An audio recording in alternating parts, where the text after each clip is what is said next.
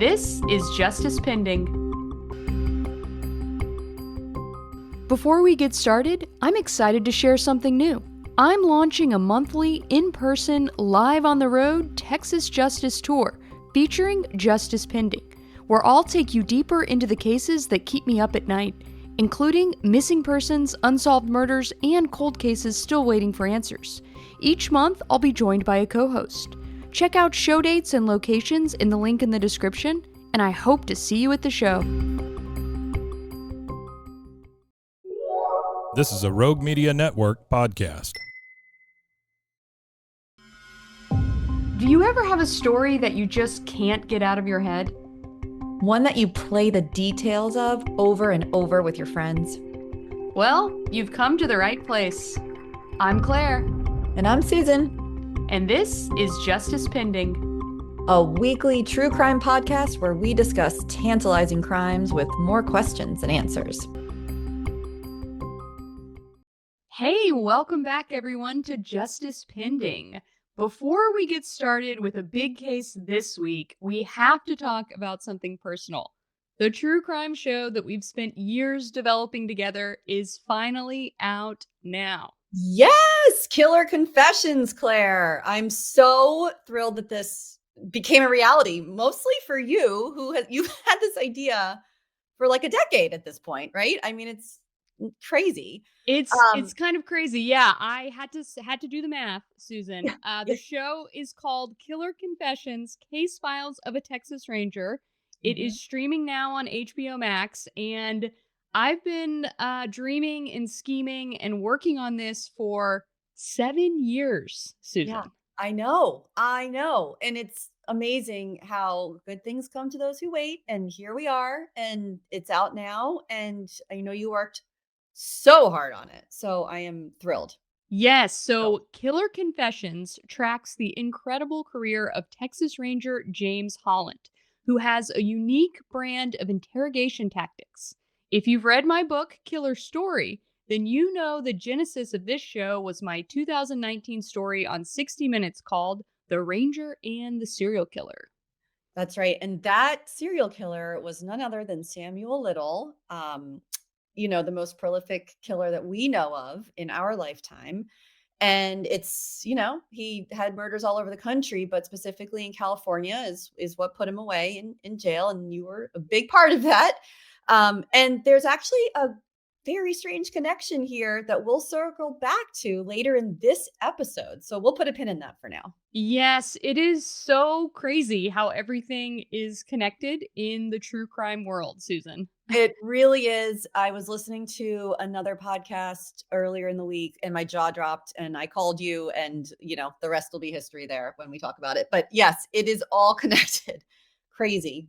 All right, so don't miss Killer Confessions: Case Files of a Texas Ranger, streaming now on HBO Max with new episodes dropping every Wednesday. Okay, and now let's get into this week's episode of Justice Pending. There are some cases in true crime that feel untouchable, not because they're solved, but because they become something else entirely. Legends, obsessions, cautionary tales. And two of those cases sit at the very top of that list. We're talking about the murder of Elizabeth Short, better known as the Black Dahlia, and the Zodiac killings. So they happened decades apart in California, in different cities, and under completely different circumstances. That's true. But for most of modern history, no serious investigator believed they had anything to do with one another. Until now. Yes, today we are talking about a theory that claims something almost unthinkable, that these two high-profile, unsolved cases may point to the same man. It's not an official resolution. There's been no arrest, no confession, and no trial. But it is one of the most thoroughly argued, independently reviewed theories we've ever covered. Yeah, when I came across an article in the Los Angeles Times about this potential connection, I was transfixed from start to finish. The reporting asks very intriguing questions, namely, what if the truth was always there? just buried under bad timelines, assumptions, and missed connections. That's right. And Michael Connolly, yes, the famous author, has a new podcast out called Killer in the Code. And he's releasing episodes right now. I believe only the first three are out. But he has thoroughly investigated this alongside longtime Los Angeles homicide and cold case investigator Mitzi Roberts, who, Claire, you know personally. Well, it's pretty crazy. I have worked, through LAPD and through the investigation of the Samuel Little case. Mitzi Roberts has been involved with that. So she was part of the prosecution of Samuel Little when he was convicted of 3 murders in LA County, and was known as a triple murderer, a serial murderer, but did not really get his full distinction and known as the most prolific serial killer in the history of the United States until Texas Ranger James Holland got involved and got him to confess to 93 murders, Susan. So I've never met Mitzi Roberts. I don't know her, like I know Ranger Holland, who, I've worked with for this series and for the 60 Minutes piece, but her name has been all over reports and all over case files for Samuel Little. So to see, it come up again with the Black Dahlia case and with the Zodiac killings, it's just really fascinating to me. The familiarity there, right? These are just another serial killer in California. Shocking, right? I Yeah. mean, why is it's Texas and California and Florida? I'll throw Florida in there too. I think it's the heat, Susan. That's my theory. It makes people do crazy things. Yeah, true. So let's go back to the beginning and give everyone a refresher. Before we go anywhere near Zodiac, we should talk about Elizabeth Short, also known as the Black Dahlia. Los Angeles loves to give nicknames, sensationalize crime. So she's Black Dahlia. So many novels, so many documentaries, so many references throughout history since it's happened. So let's start there. Yes. So the Black Dahlia, aka Elizabeth Short, was 22 years old when her body was found in January of 1947 in Los Angeles. She had been cut cleanly in half, drained of blood, and posed. Wow. Yeah. And one of the things that they noted at the time was the precision in which she was, slaughtered, chopped in half. I mean, Right. detectives, believe that whoever had killed her did have anatomical knowledge. It wasn't sloppy. It wasn't impulsive. It was planned and with at least maybe not surgical precision, but enough knowledge of human anatomy to do it. I'm going to put it in quotes, right.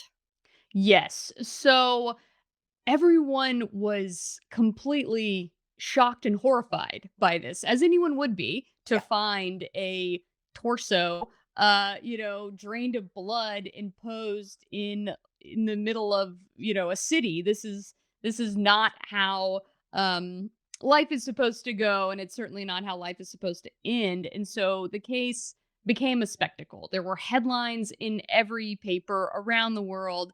It was sensational. There were photos that never should have been published that were published.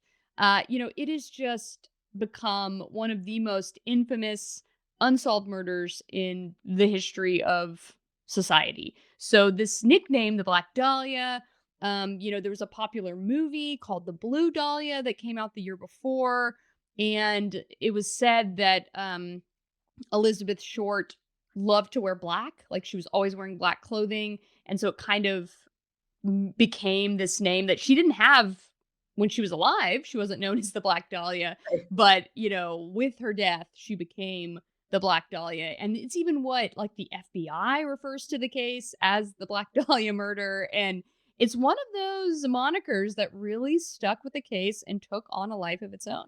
That's true. I'd actually argue that most people, if you were to say the murder of Elizabeth Short, they, would say who. And then if you Right. said the Black Dahlia, they would know exactly who you're talking about.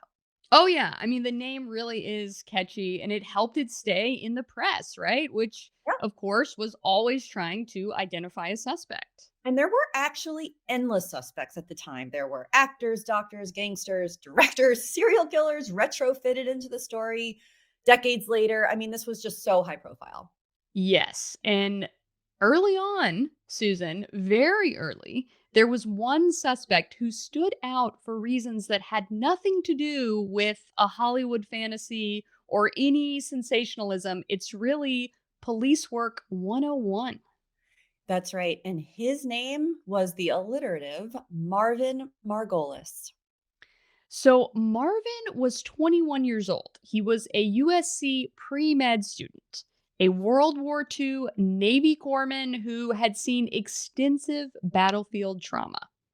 And one of the things that did stand out is he did have medical training, not as a doctor, but in combat conditions, which I mean, I could argue you're sort of learning on the fly and Right. quickly. So he had handled bodies, he had performed what was essentially field surgery. And here's the kicker, most importantly, he had lived with Elizabeth Short for a while.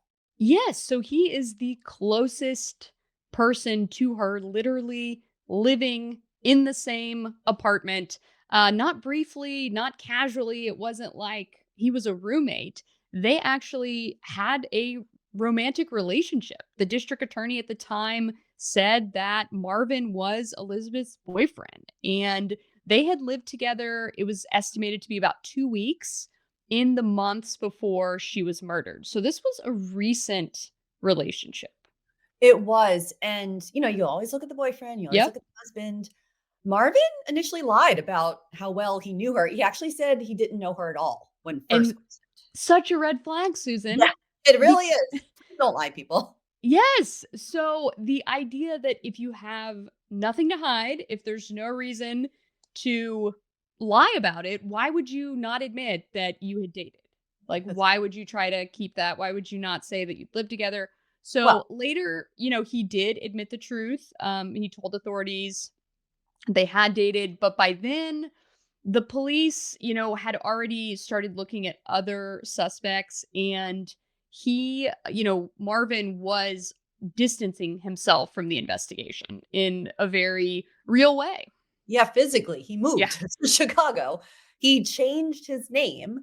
And remember, this is like the late 1940s, early Yep. 1950s. This is not, we're not putting air tags on Marvin. So he was able to do this.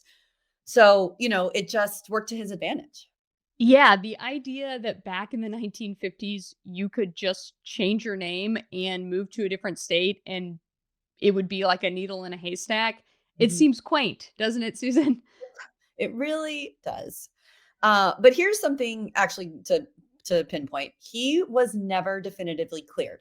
So there are some Reddit threads out there and all the, the internet sleuths who say, "Oh no, they looked at him, he was cleared." He actually wasn't, according to Missy Roberts.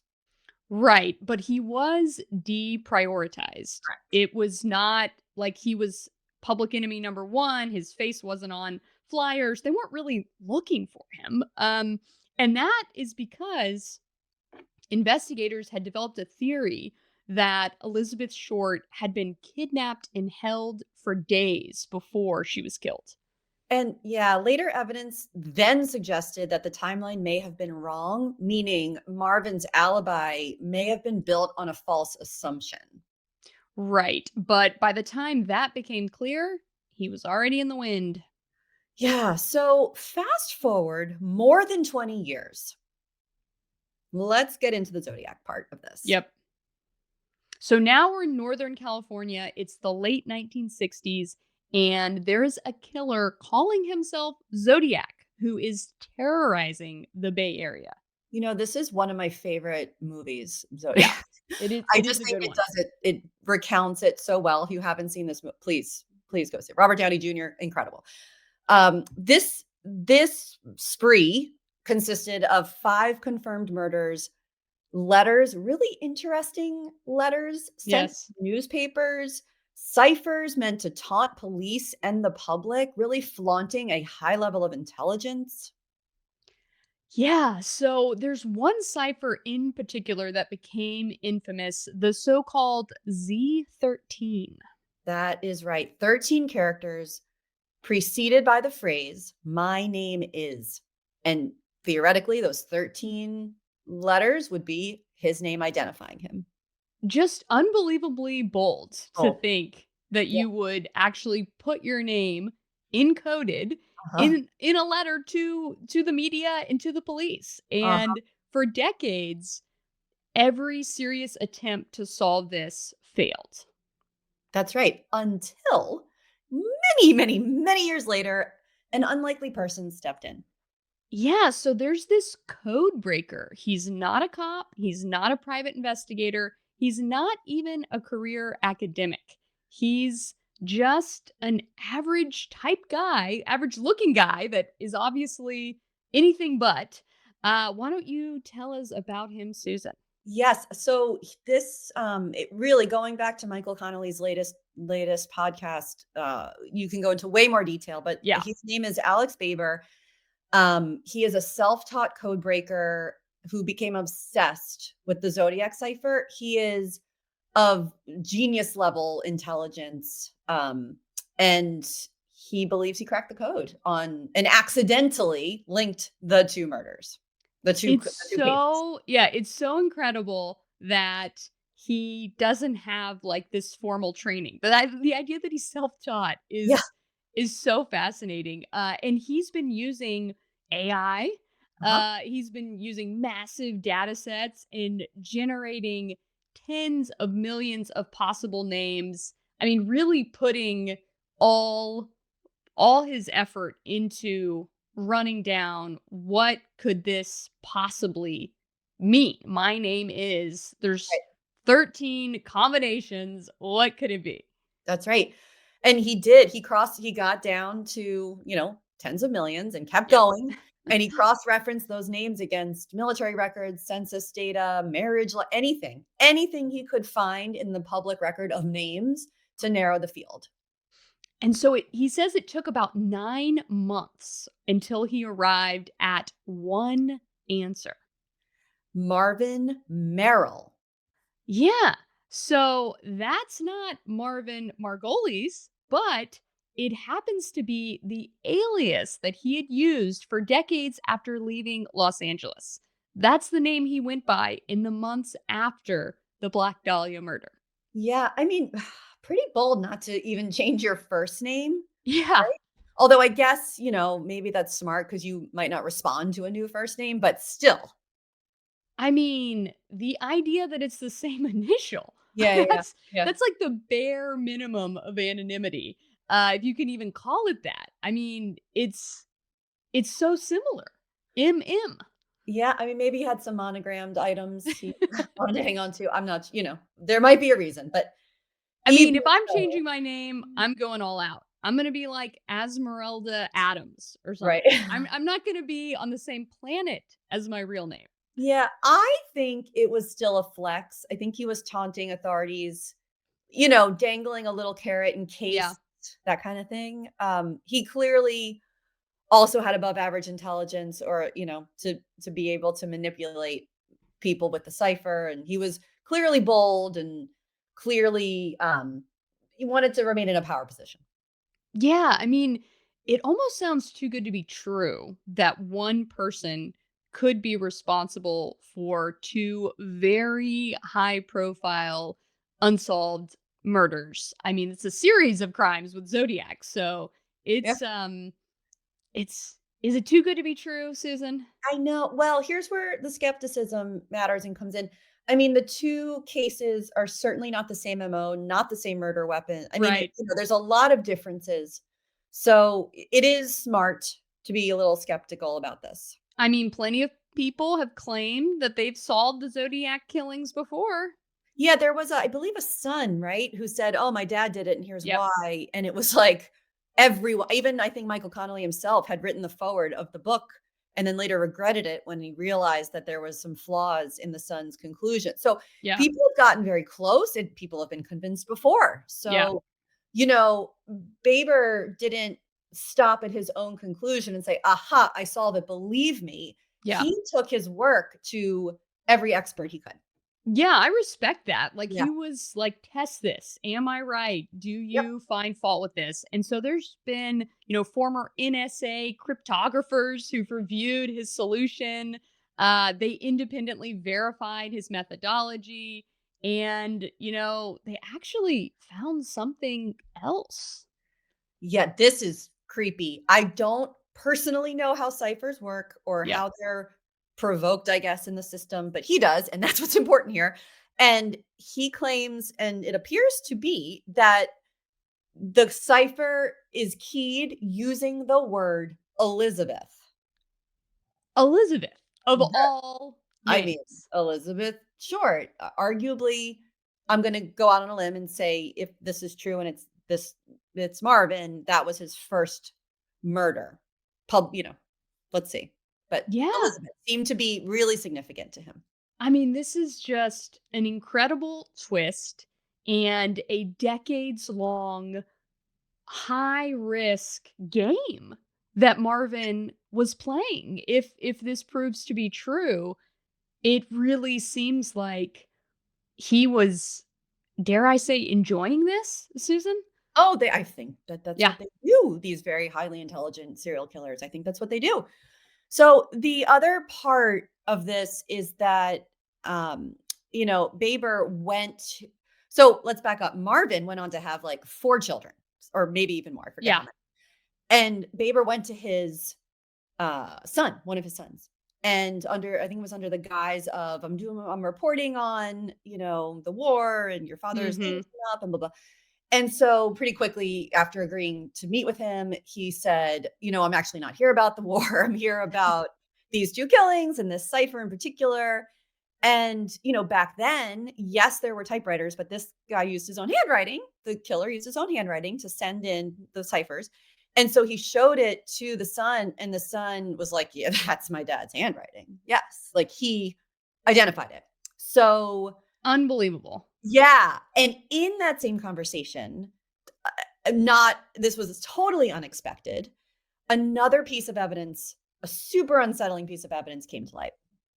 Yeah, so there was this drawing, a sketch that Marvin had created and given to his son, and it's depicting a woman whose body appears severed. Mhm. Her torso is marked, her lower half is missing, and it's titled Elizabeth. That's the name of the drawing. Yeah, like in very bold sketched letters, like not hidden somewhere. We'll get to the hidden part in a minute. Yeah. But Claire, I cannot help but make a connection between this guy's artistic ability and Samuel Little's artistic ability. Yes. Yes. Yeah, there's a lot of parallels here. The serial killing, the taunting authorities, hiding Mhm. in plain sight, Yep. and yeah, drawing your victims, right? Samuel I'm just an Little. investigator. But yeah, go Yes. on. This is creepy. Yes. Samuel Little's drawings. Go on. Yeah, so I mean Samuel Little drew his victims years and years later for, Texas Ranger James Holland, but Samuel Little drew those murder victims with alarming detail and accuracy to the point that family members identified them Yeah. from the drawings. So, yeah, the idea that a serial killer would so perfectly remember his victims that he could draw them is pretty wild. Also, just the artistic skill required Yeah. to do that. But so in this drawing of Elizabeth that Marvin did, he also hid a word in the shading. And what is that word, Susan? None other than Zodiac. Bam. Yeah. So, I mean, you would think these 2 crimes are connected. We talked about how they're in different cities, Northern California, Los Angeles, different places. And the idea that he's sitting there saying they're connected in all these different ways, using Elizabeth as the cipher for the Z13 code, Uh-huh. drawing this picture, right? And calling it Elizabeth and hiding the word Zodiac in it. It's like, he wanted people to discover it? Like, is this a confession, Susan? Is it a coincidence? I don't think we can call it a coincidence. No, I mean, this is a lot of evidence. It's really starting to stack up. Yeah, I mean, Even the only thing I could think of, just in all my true crime stuff, Susan, I've Yep, been in this true crime world. I've worked so many of these cases with really sick people. And the only thing that comes to mind is that it could potentially be a disturbed fantasy that he right. wanted to have been responsible for killing Elizabeth Short, who he knew, who was his girlfriend, who was the Black Dahlia, that inspired him to become the Zodiac killer. And he Coulda. fantasized about being the killer of Elizabeth. But I I personally think that they are connected. I think it's the same person. It looks to me like too many connections are lining up for it to just be a disturbed fantasy. The fact that he had this training in the military and Yeah. aspired to be a surgeon, it's it's just something, isn't it? I mean, I'm stunned by it, really. Yeah, no, it's stunning, Yeah. because this is the first time that these 2 cases have been linked, and when you look at it, when it's laid out, it's like, of course, it's like all the pieces fit together of the Yeah. puzzle. Yeah. It doesn't mean the case is officially solved, right? According to LAPD, it's still unsolved, still open. That's right. And guess what? We might never know because Marvin died in 1993. Ugh. Yeah, I that's mean, terrible. It's terrible because there'll never be a trial. Not because he's dead. I'm quite frankly glad that he's dead. yeah, But there there's no way to posthumously put him on trial. right, They can declare the case closed.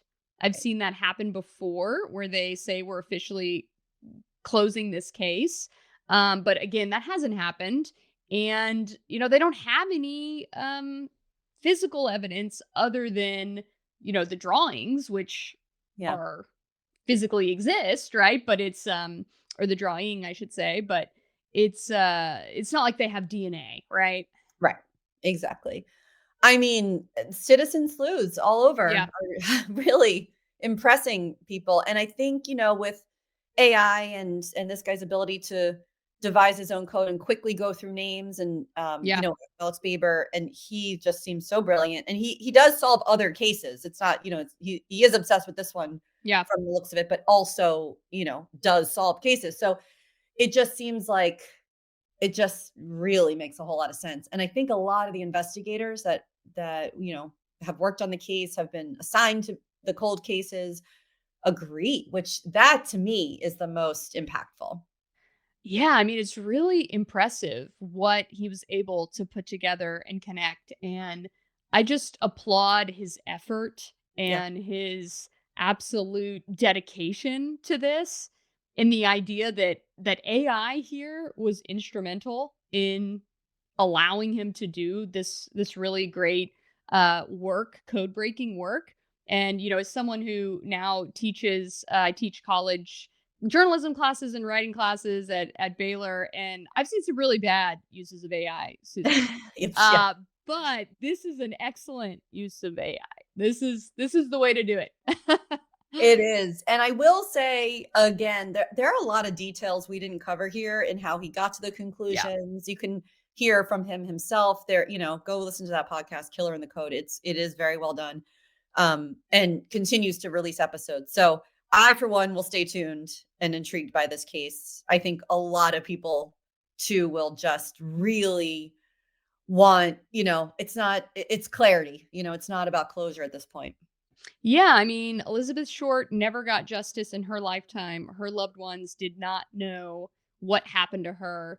But I think, being seen clearly and truthfully, even after all this time, matters. Agree. And we as humans like closure. Yeah, So Zodiac, Black Dahlia, I mean, if you can clean those up nicely and put a bow around it, I think we'd yep, all appreciate that. absolutely. Well, thanks for joining us. Justice Pending will be back next week with an all new case. Until then, stay safe, stay curious, and stay tuned. Justice Pending is recorded in Dallas, Texas for Rebel Studios. It's hosted by me, Claire Sanama, and Susan Passoni. Our theme music is Bending Truth, licensed at premiumbeat.com. We appreciate all listener feedback. Leave a review wherever you're listening right now, and we might read it on the air. Thanks for joining us.